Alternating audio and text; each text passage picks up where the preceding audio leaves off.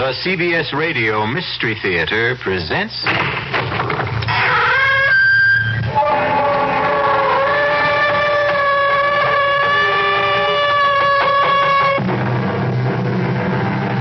Come in. Welcome. I'm E.G. Marshall. Welcome to the world of your own terrifying imagination. It has been said that we are prisoners in a dark closet with small openings that on occasion admit some light. Small wonder that the demons who lurk in the deepest corners are more real to us than the sweet light of reason outside. There is so much evil in our world that light turns naturally to shadow. Even the love of Stephen and Amelia Stampler for their son Michael is converted to suspicion in this dark closet we live in. Reverend Stokes, I don't want a theological debate. I want you to tell your congregation the truth. And what is that, Dr. Stampler? That my son Michael conducts his lab experiments for scientific purposes. And shall I ask them to believe in coincidence? What coincidence? That a peaceful town is ripped apart every time your son returns. That cattle die for no reason at all. That we are suffering epidemics and the worst drought in our history. All because of coincidence? Yes. This is the 20th century. What else could it be? Ask your son, Dr. Stampler. Ask your son, Michael, if he's just doing lab experiments.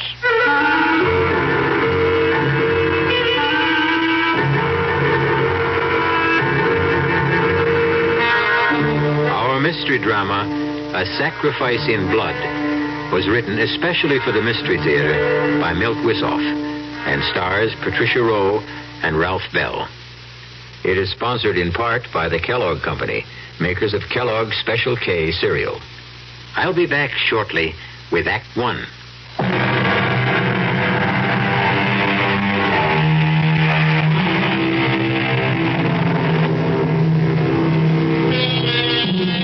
And now it is time to turn to the macabre and nightmare world where there is no shortage of blood. Our tale opens on a pleasant enough note in a fashionable restaurant where Dr. and Mrs. Stampler are celebrating a special occasion. But I promise you, it will end in true Gothic horror. Not another drop, Stephen. I've had my fill, and so have you. I suppose you're right, my dear, but this is really so special. One more dig and the Stamplers hang up their shovels. Oh, not really. But we'll be digging up flower beds and compost heaps instead of ancient grave sites. No regrets? None, my dear. We should have retired years ago. Then why not now? I mean, what can this one dig mean? Well, it will be a fitting climax to our career, Amelia. Perhaps the most significant find of our lifetime. Professor Sterulius agrees with me. The last excavations there indicate a pre-Toltec civilization existed that was not completely archaic. A highly sophisticated people. Who worship the devil. Oh, why not? Most of us still do. Black masses are held in California. Covens of witches gather in New Mexico.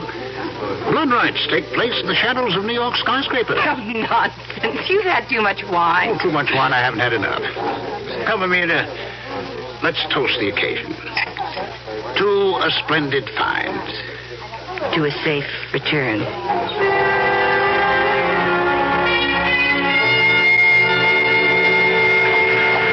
Dr. Stampler? Dr. Stampler? Yes. I am Professor Sterulius. Oh, thank you for meeting us. This is my wife, Amelia.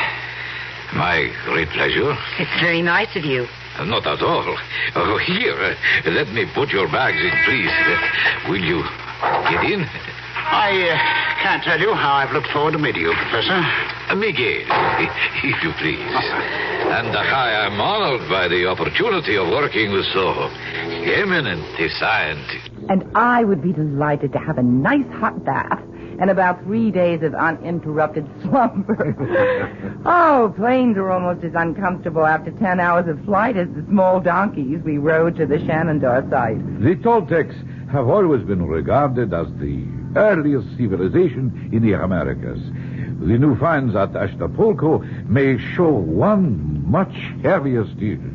You really believe it was a civilization? Oh, most certainly. Not by our standards, perhaps, but certainly in its day.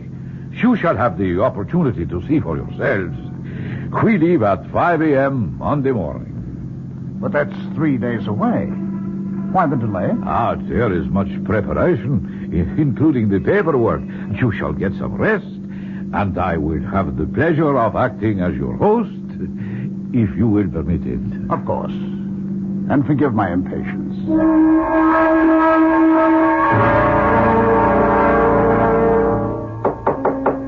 Who's there? It is I, Miguel. Just a second. Forgive me. I know it is late, but it was necessary for me to see you. Oh, that's all right. Come on in. We weren't in bed yet. What is it? I am afraid I have bad news for you. We will have to postpone our trip.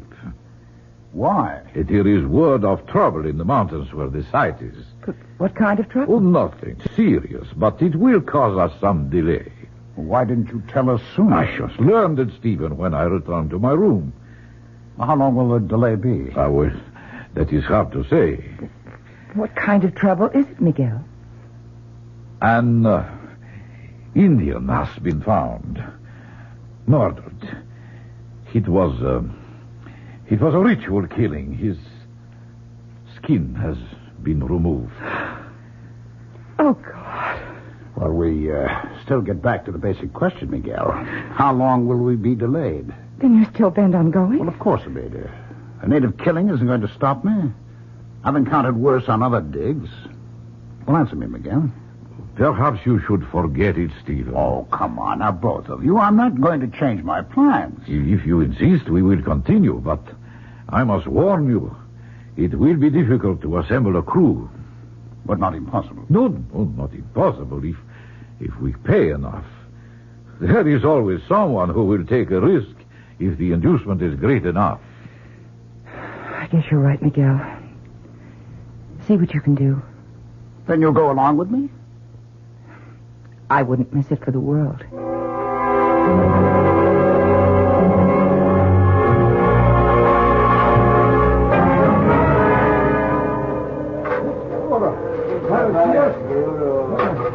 They're not making much headway, Miguel. Can't they dig any faster? We are up very high, Stephen. More than 10,000 feet. It is not conducive to strenuous exertion. They didn't display too much zeal on the climb, either. Well, they're not used to the altitude. Why didn't we get men who are? But you know the answer. No one else would come. You haven't seen anyone else since we got up here. They know better. They have broken through to a new chamber. Well, I hope it's more fruitful than the last one. Let's go take a look. Look there. They have an opening wide enough to go through. May I? Of course. This is your excavation, Stephen. Are you all right? Yes. Come on in. My God. It's so still in here. Even echoes die after thousands of years. We seem to be in the anteroom. I imagine the main chamber is just through those doors. It would appear so. Get the men in here. We've got to get those doors open, and it looks like one heck of a job. Siga pronto. No quiero entrarlo. Siga. No. Siga pronto. No. Well, what are they waiting for? They will not enter. Well, tell them they'll get docked if they're not in here pronto. It is no use. They will not come. All right, then we'll get the doors open by ourselves. Let's see how thick they are. Throw me a hammer, will you? It's pretty solid, Miguel. Steve, look. The doors are opening. How? Oh, perhaps Stephen struck some kind of a trigger mechanism by accident. Well, never mind how. It'll save us some sweat, that's all. Stephen, please, be careful. There's something here that makes me... I will go ahead. Not on your life, Miguel. This is one big step I'm going to take. Come on, follow me.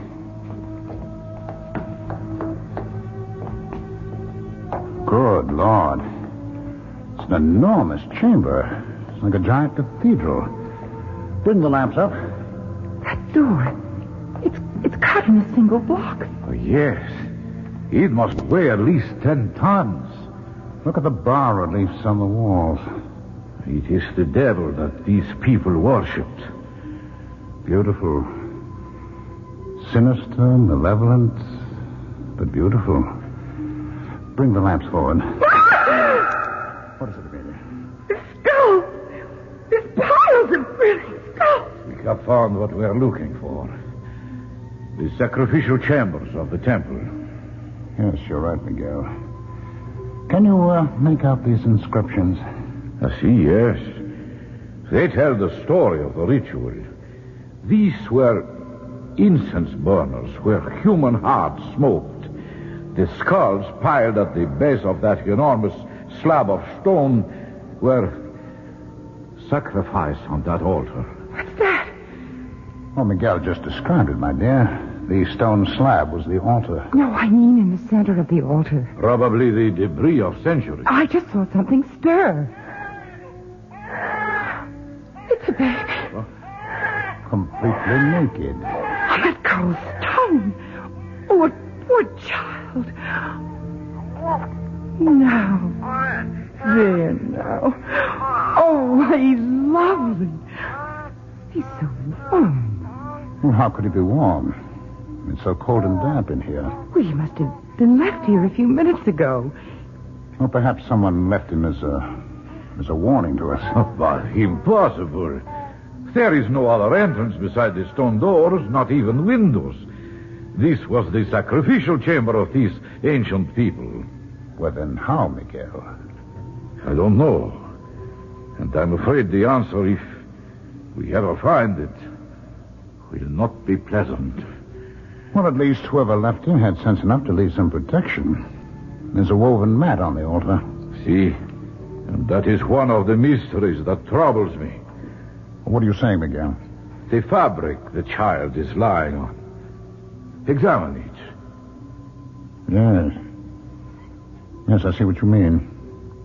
It was woven when the temple was new. When a bright star appears in the east and a child is born, there is a season of celebration. But when a child appears on a sacrificial slab of the temple of an ancient people who worship the devil, what will the season bring?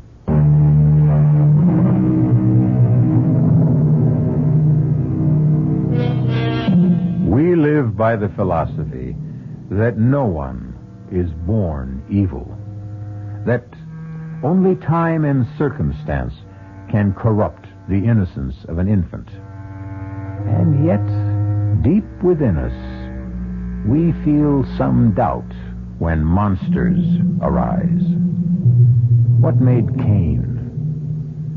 Was Adolf Hitler or Jack the Ripper ever a clean slate? Why should we not wonder even stronger when a child appears out of nowhere in the temple of Satan? Well, I am not happy to see you leave, my friends. We'll miss you too, Miguel. Oh, that of course, but I wish you had not decided to adopt the baby and take him with you. I would have preferred you to leave him here with me until I could ascertain what his origins are. I think he's right, Amelia. There's still time to change our minds. Oh, no, we fought harder to take him with us than those artifacts from the chamber. I'm not going to give him up now. What difference does it make where our son came from or who left him there? He's a perfectly normal baby, and he means more to me than the trophies we're carrying off. Well, if you have made your minds up, then all I can say is, via con Deus. I am very delighted that you both have what you wish. Stephen, your find will have an historical impact. Our find, Miguel, would have been impossible without you. And my gratitude for helping us with the baby. We've named your godchild Michael for you. Ah, a great honor, Emil. You'll keep trying to trace his parents? Yes, if that is what you wish. Don't try too hard, Miguel. It doesn't matter where he came from. We're all he needs from now on. I hope you are right, Emilia.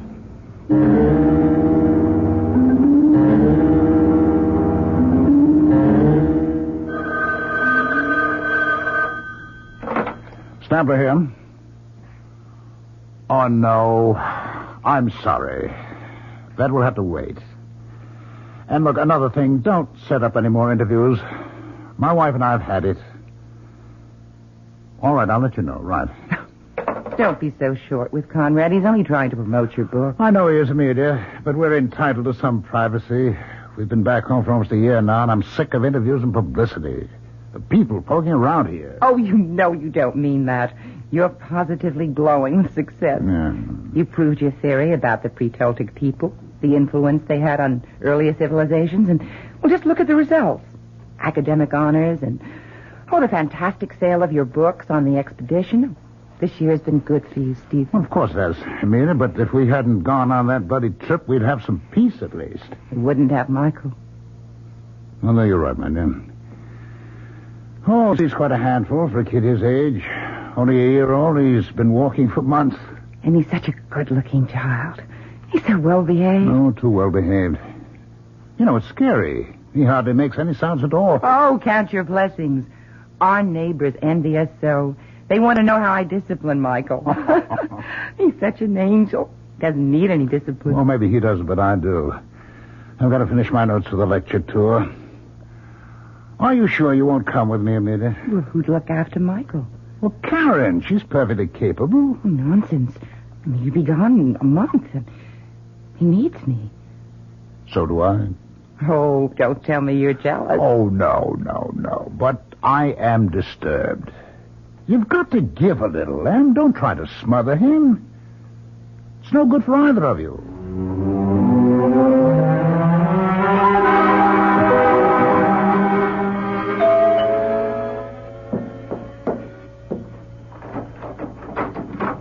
Stephen, well, I didn't expect you home so soon. It's Michael's birthday, so I thought I'd be early.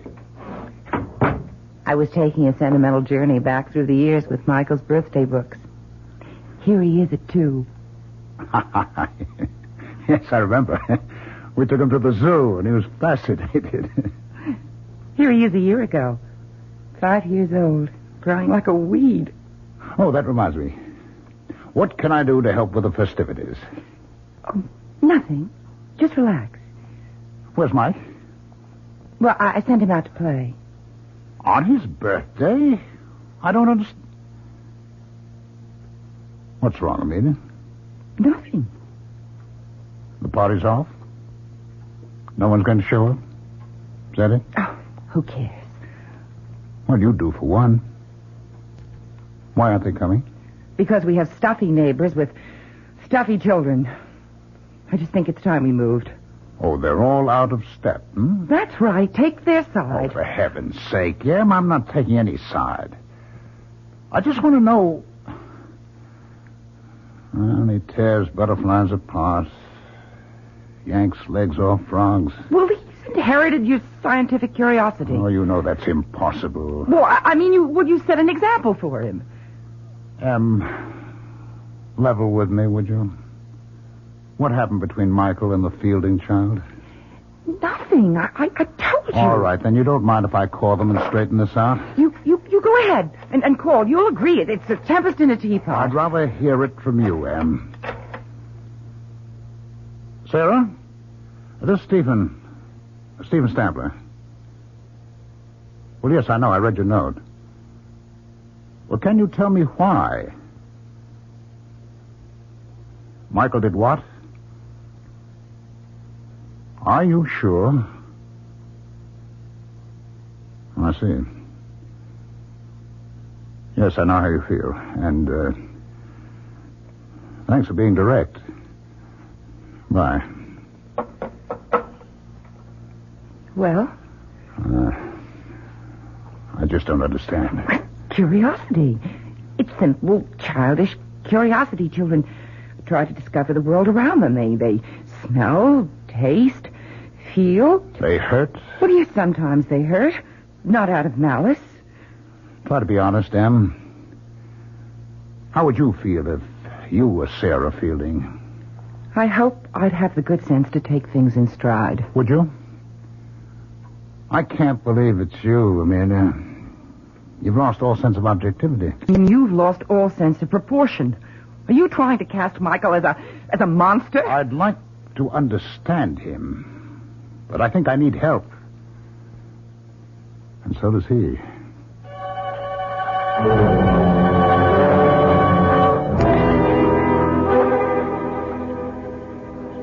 Miller?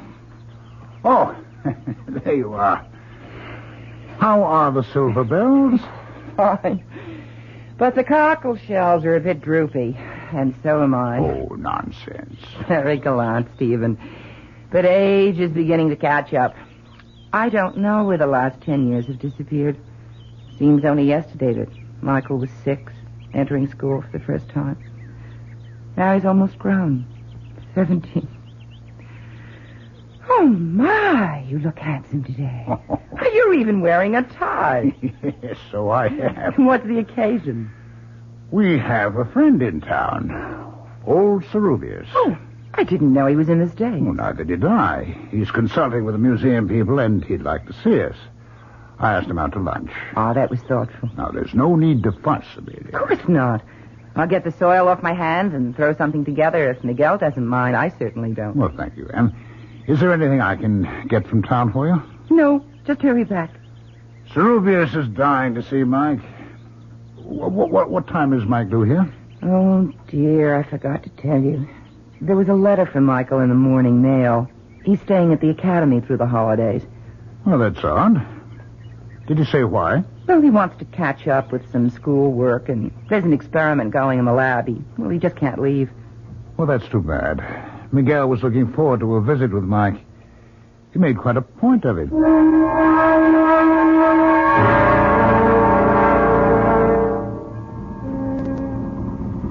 This is quite a machine.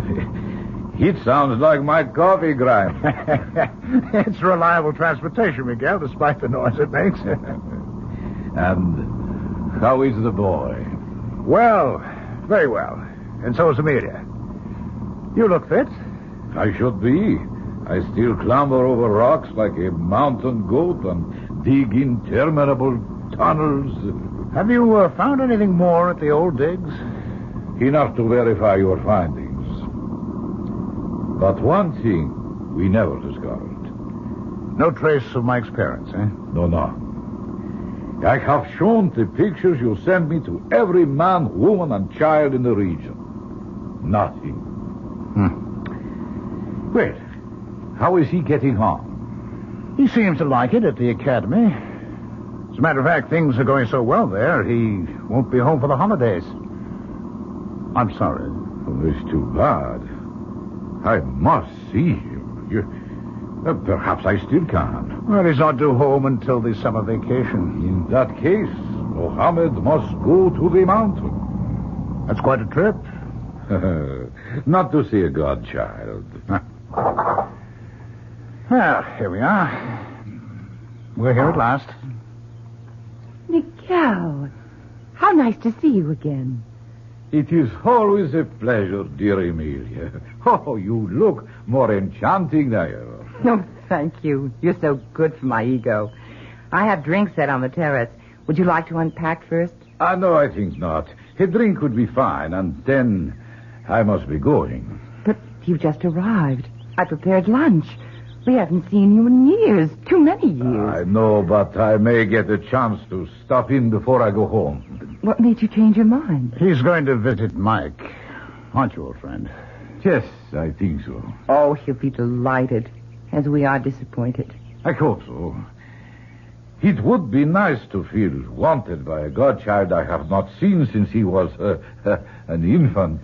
I'm sure he'd love to see you. He keeps asking about you all the time. You can feel flattered, Miguel. You seem to be the only human being he has any interest in. Yeah, besides you and Amelia. Of course. What's a strange thing to say? Oh, you must forgive me. I have not been in civilized company for ages. My Conversation is a little, how do you say it? Rusty? Exactly. My bones and my speech are undoubtedly growing rusty. That is why I want to see him on this trip. I may never have the opportunity again.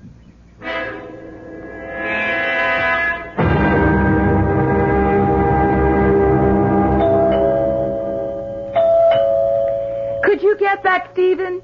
I'm just finishing the shelf, dear. Very well. Michael, I don't understand. No hello? Should I go out and start over again? Quit not silly. Hello, darling. That's more like it. Stephen, it's Michael. Mike! I know. Mother had the same reaction. I just got through sooner than I thought I would, so I rushed home. Put your bags in your room, and I'll fix something to eat. You look well, Dad. Why shouldn't I? Leisure is good for the thinking classes. Oh, you look a bit drawn. Are they pushing you? No, I'm pushing myself. There's so much to do. What's new? Your godfather paid us a visit. He wanted to see you. Well, here I am. Well, he had to leave. Obviously, he didn't get to see you at the academy. No, I didn't even know he planned to make the trip. Oh, that's odd. He said he would go to the academy directly. We must have crossed paths. Oh, excuse me, Mike. Hello. Yes, this is Dr. Stephen Stamler. Would you mind reading it? What? Would you read that again, please? Oh, my God. What is it, dear? It's a wire from the academy. They found Serubius. Found him? Yes. Miguel is dead.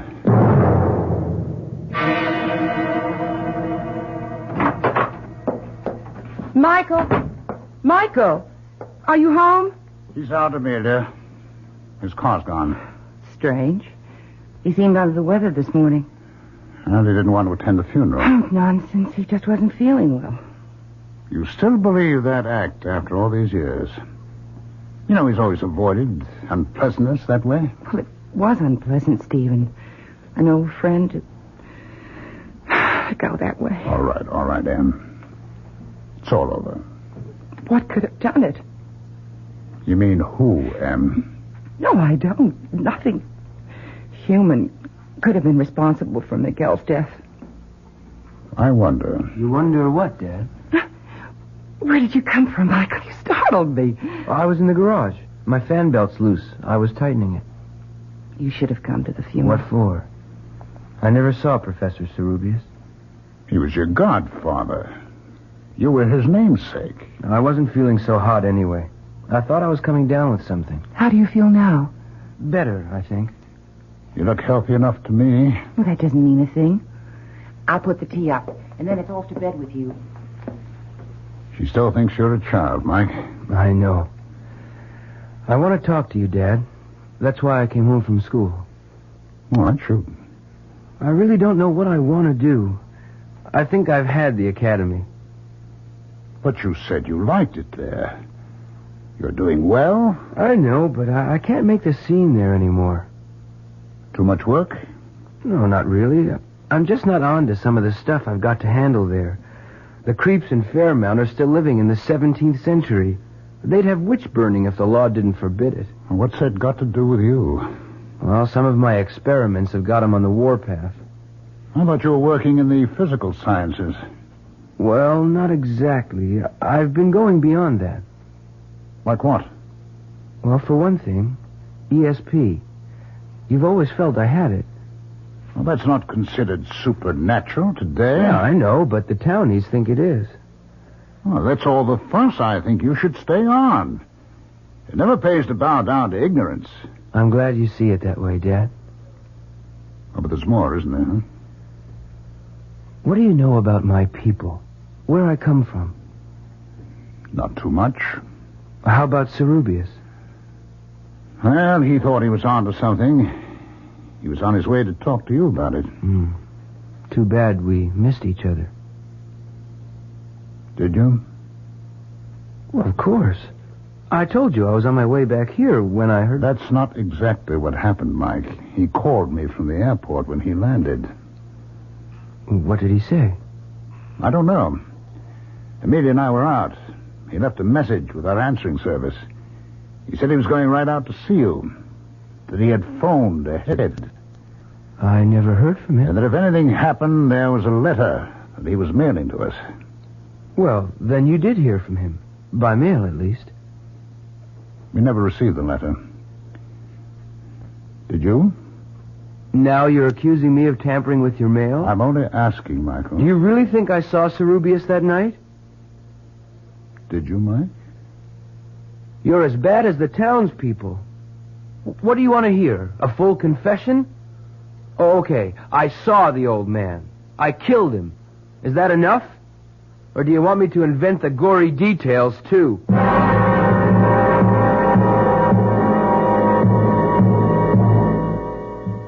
Fear can be a force for good or evil. It can keep us from harm, or it can be a malignancy that feeds on darkness and ignorance. Is Mike a victim of rumor and coincidence, or is he truly evil?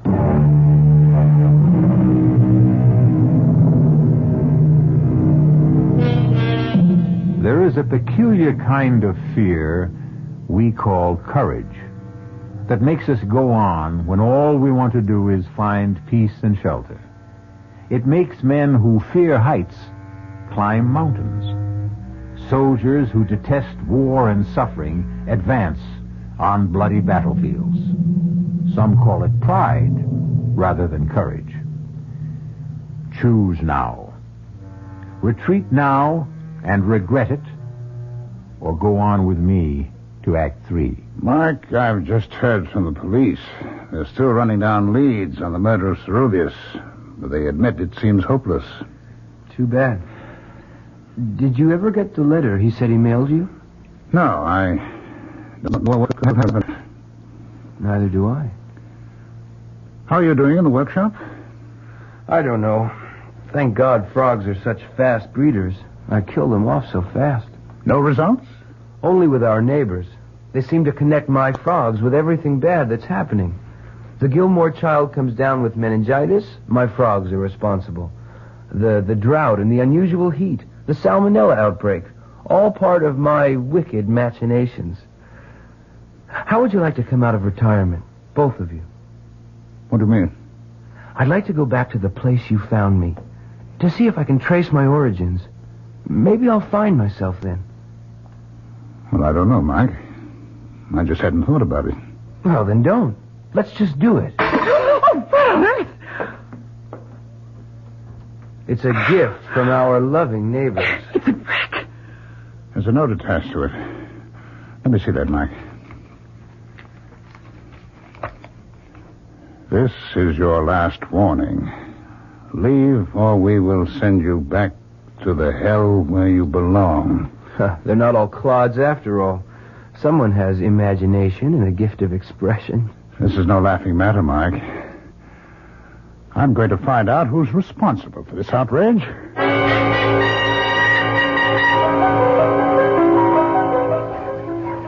Dr. Stanford, delighted to see you. I think we can do without the formalities, Reverend Stokes. I just want some answers. Yes, so do I. I haven't seen you in church for quite a while. You're very fortunate. I didn't attend last week. I don't think you'd care for my reaction to your sermon. Oh, then you don't believe in the presence of Satan? No, I don't. All I know is what that kind of talk leads to. Oh, the brick, you mean. I'm sorry about that. Well, yes, you should be. You've got these farmers half insane with your superstitious prattle. Some say that about religion. I wonder why. All right, let's not get sidetracked, Reverend Stokes. I don't want a theological debate. I want you to tell your congregation the truth. And what is that, Dr. Stanford? That my son Mike raises frogs for his lab experiments. Shall I tell them to believe in coincidence? What coincidence? That a peaceful town is ripped apart every time your son returns. That cattle die for no reason at all. That we are suffering epidemics and the worst drought in our history. All because of coincidence? Yes, you tell them that this is the 20th century. What else could it be? Ask your son, Dr. Stampler. Ask him if he's just doing lab experiments. I told you, Dad, I'm going back where you found me, with or without you. Mike, that is foolish. Cerubius excavated for years but found nothing. What makes you think you can? Because I was born to it and Cerubius was not. He was contaminated by Spanish blood. My lines are pure. I need to find my way to another world. Will you come with me? You're not serious, Mike. I've got to go, Mother. I thought you'd understand. Well, I do. I just want you to think things through a little longer. Go back to school. Just finish this semester, and then we'll all go back. I promise you. That makes sense, Mike. It's only a few months. What do you say? Okay. But I won't let you stall me past then. I think my word is good enough. It is, Dad. Then, that's settled. Now, why don't you take Dad out for a walk? This room needs cleaning and airing. Are you implying? Not at all. I'm stating it quite clearly. Either I clean this place now, or I'll send in some goats to keep you company tonight. Now, shoot. Okay, I'll go. How about the keys to the car? I thought we were going for a walk. Take a rain check. I'd like to drive into the city. I'll be my guest. Here. Just drive carefully. Don't worry. I'll be back for dinner. Can I give you a hand, Amelia? I don't think so, Stephen. My, this place is dusty. I'll empty the trash basket for you. Just dump things into the plastic bag. Don't you feed Mike, Amelia? Of course I do. Look at all these hamburger wrappings. Well, I think he feeds his frogs with them. Oh, no. What's wrong, Stephen? You're as white as a sheet. Yeah. This piece of paper. Well, what is it? It's part of an envelope, Amelia. The one that contained the letter Cerubius wrote to us. Oh, my God. But why didn't Mike... Destroy the letter? That's what I'm wondering, too. And I don't like the answer I get.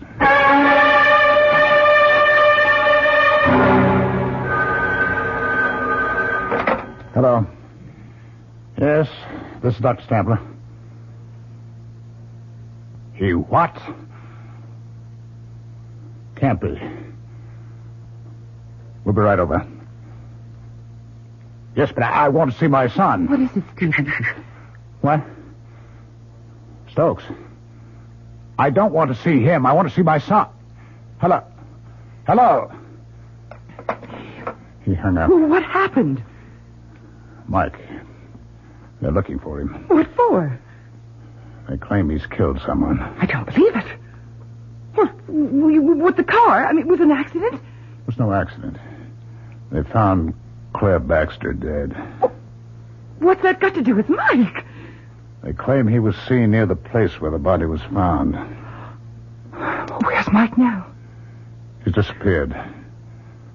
They found our car in the ravine. Oh, no. I'll go see. Good evening. Yes, Reverend Stokes, what is it? May I come in? No, you may not. Now clear out of here. What's wrong with you, Steve? Please come in, Reverend. Thank you, Mrs. Stampler. I know it's painful, but I must talk to you. What is there to talk about? Your son. I tried to reach you before with facts, but you wouldn't listen. Well, why should I, of all these silly nonsense? No nonsense this time, I'm afraid. Your son has committed murder. Just because he was seen near where the girl was found, I'll bet half the town would have been there. No one else in town would kill the way Claire was slaughtered. Please, I don't want to hear any more. Then we just sit quietly and wait. For what? For your son to return. And then what? Then we'll do what must be done.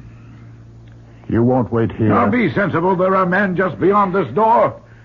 I would prefer to do this as reasonably as possible. Do what? Just ask him a few questions, Mrs. Sampler. Now, please let me handle this.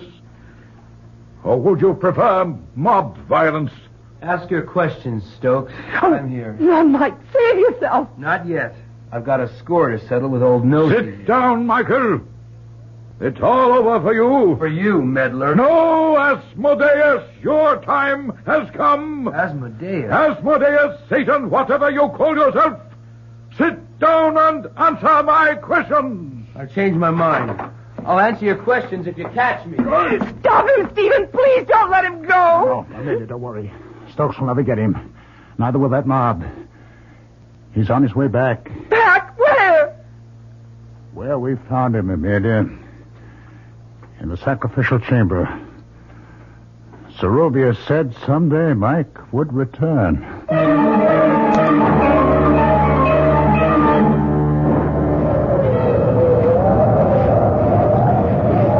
Just a while longer, Amelia. I'm all right, Stephen. Do you think we'll find him? He wanted so badly to find his way back. He must be here. I'm glad he got away from the mob. I'm not so sure about that. I pieced together Zerubius' letter from the scraps in the wastebasket. It explains a great deal. Michael was not just an ordinary Indian child abandoned by his parents. The tribes have a legend about the pure-born son of kings who is sacrificed for his people. Do you think Michael? I don't know, Amelia. I don't know what to believe anymore. There's a light in the chamber ahead. I know. Hold this lantern, Amelia. Hold it high. Don't come any closer. Michael! Oh, thank God we found you. Where are you, Mike? Boy, we believe in you. We trust you. Stay where you are. Do as I tell you. We want to help you. Then leave. That's the best you can do for me. You kept me from my destiny when you took me from this tomb. Let me fulfill it now. We love you, Michael. Please save yourself. Hold the lantern higher, Amelia. What is it? There's a child, Em. There's a baby on the altar where we found Mike. It's Michael. Oh, my God. It's Michael. It can't be. Yes, I remember every detail. Stay back. Stay back, Amelia. Don't come any closer. It's a child on the altar. It's Mike. Someone or something is standing over it. Oh, no. I can't believe it. The child's up. Oh, God, no. Michael. Oh, Michael.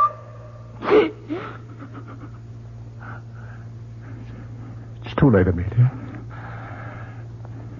It's all over now. Whoever it was has disappeared, Amelia. He's gone.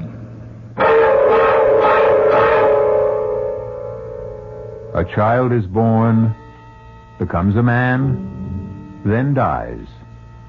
The natural order of things. No one can upset it. But not in the case of Michael Stampler, or whatever his true name was. He was plucked out of antiquity by accident and returned there by desire. Our cast included Patricia Rowe, Ralph Bell, Don Scardino, and Ian Martin. The entire production was under the direction of Himan Brown. This is E.G. Marshall inviting you to return to our Mystery Theater for another adventure in the macabre. Until next time, pleasant dreams.